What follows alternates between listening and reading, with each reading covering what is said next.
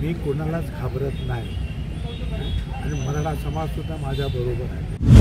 त्यांनी पुन्हा आरोप केला आहे तुमच्यावर आणि असंही आरोप केला आहे का मराठा समाजाच्या नाराजीमुळे भुजबळ साहेबांनी नाशिक लोकसभा लढवण्याचा माघार घेतला। काय आता तो बोलेल त्याला काय काय मी कोणालाच घाबरत नाही आणि मराठा समाज सुद्धा माझ्या बरोबर आहे।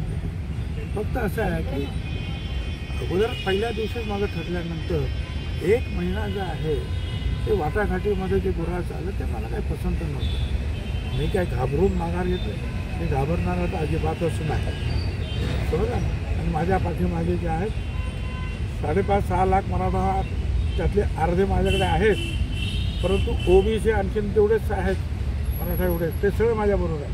आदिवासी 3 लाख बरोबर आहेत, आमचे दलित समाज 2 लाख आहे, मुस्लिम समाज 2 लाख आहे, परत उच्चभ्रू आणि इतर ज्यांना नाशिकचा विकास पाहिजे आहे ते माझ्याबरोबर आहे। सहज 2 लाखाने मी निवडून येत होतो आरामामध्ये। पण असं आहे ना की मान सन्मानाने होत नसेल आणि माझ्यामुळे जर वाटाघाटी घडत असतील तर मी म्हटलं मी बाजूला होतो, संपलं। सर, बँकेत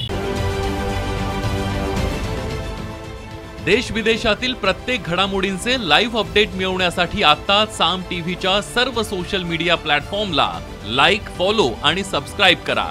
तसंच सर्व नोटिफिकेशनसाठी बेल आयकॉन प्रेस करायला विसरू नका।